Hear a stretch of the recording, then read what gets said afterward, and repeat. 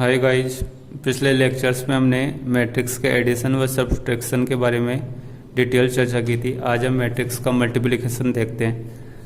जैसे अपने पास कोई क्वेश्चन है, इसमें आपके पास मैट्रिक्स 1A दी हुई है 1 2 3। अब इसका ऑर्डर क्या है, इसमें पंक्ति कितनी है? देखो एक पंक्ति है और स्तंभ कितने हैं? 3। तो हम इसका ऑर्डर लिखेंगे 1 क्रॉस 3।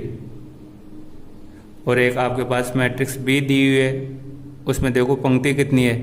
पंक्ति 3 अपने पास, 1 2 3, और स्तंभ कितना है? 1। तो 3 क्रॉस 1 ये आप लिख सकते हो।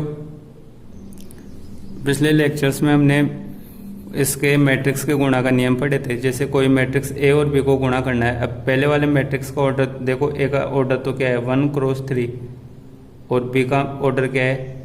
3 क्रॉस 1।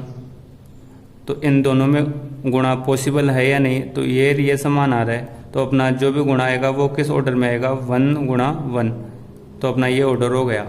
अब आप चाहो तो इसको आंसर में कभी गलती नहीं होगी, तो 1 क्रॉस 1 आ गया, तो इसका मतलब स्तंभ भी कितना हो? 1 हो, और पंक्ति भी कितनी हो? 1 हो। तो अपना आंसर इसी रूप में आएगा, जैसे यही आएगा अपना आंसर। अब इसमें आप क्या बताओगे? स्तंभ कितना है? 1, और पंक्ति क्या आएगी?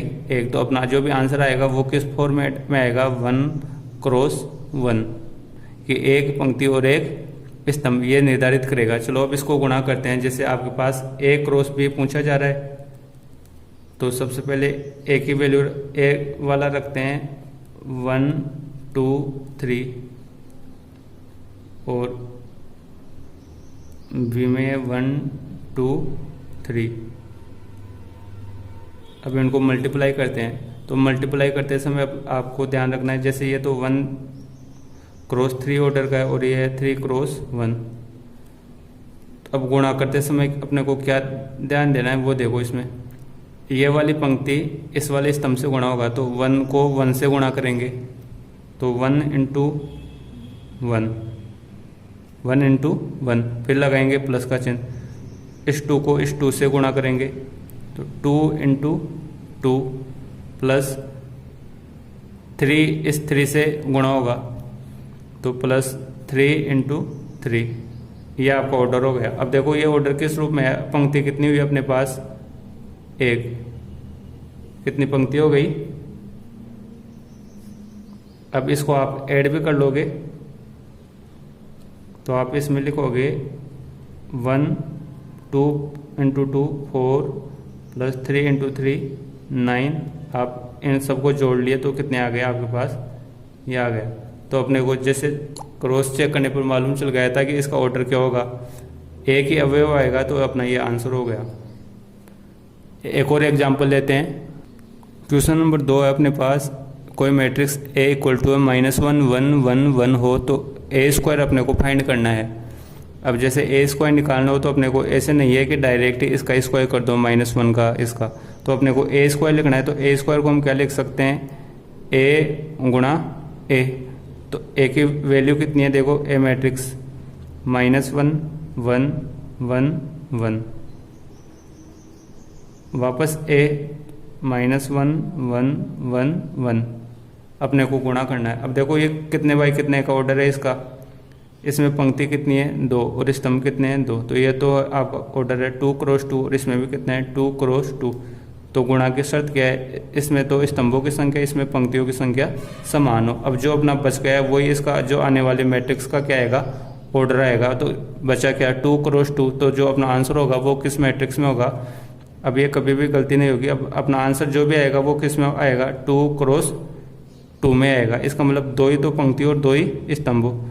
तो देखो पंक्ति 1 2, ये 2 पंक्तियों के स्तंभ कितने हुए? अब जो आंसर आएगा वो अपना इस फॉर्मेट में लिखा हुआ आएगा।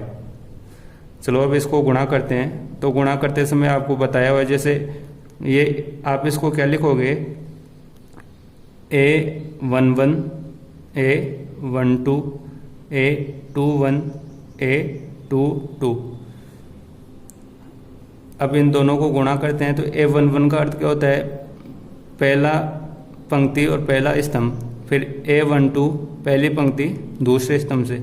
तो A11 से शुरुआत करते हैं, पहली पंक्ति को पहले स्तंभ से गुणा करना है। तो पहली पंक्ति इसमें क्या है? ये वाली है -1 और 1, इसको आप पहले स्तंभ से गुणा करोगे, तो आप गुणा करोगे -1 को 1 से गुणा करोगे, तो -1 गुणा 1 प्लस, अब पहली पंक्ति में फिर अवयव क्या है 1, फिर 1 को वापस किससे गुणा करोगे, इस 1 को इस 1 से गुणा करना है, तो प्लस 1 गुणा 1।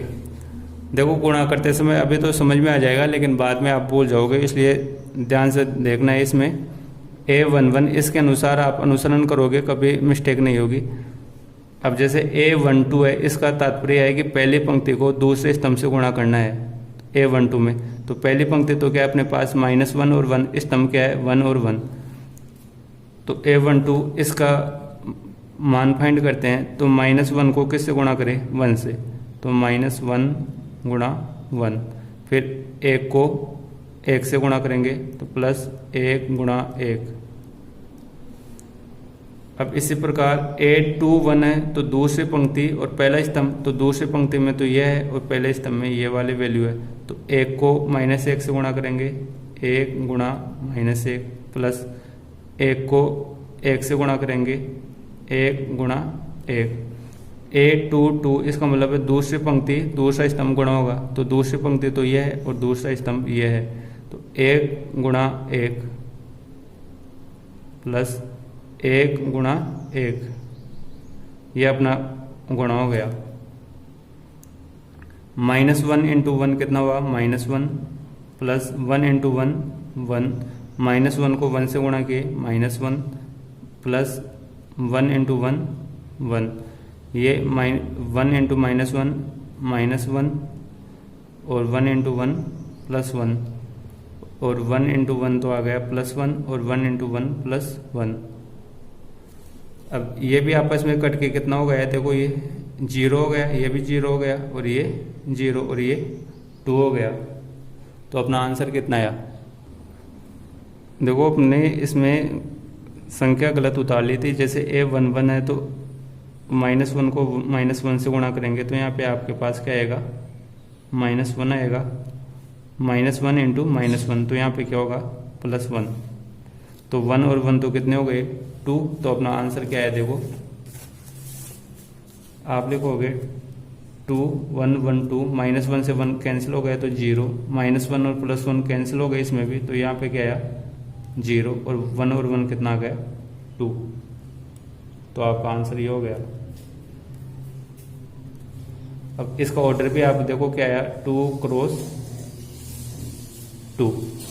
तो हमने पहले देख लिया था कि जो भी मैट्रिक्स का आंसर आएगा वो किस ऑर्डर का आएगा 2 क्रॉस 2 का।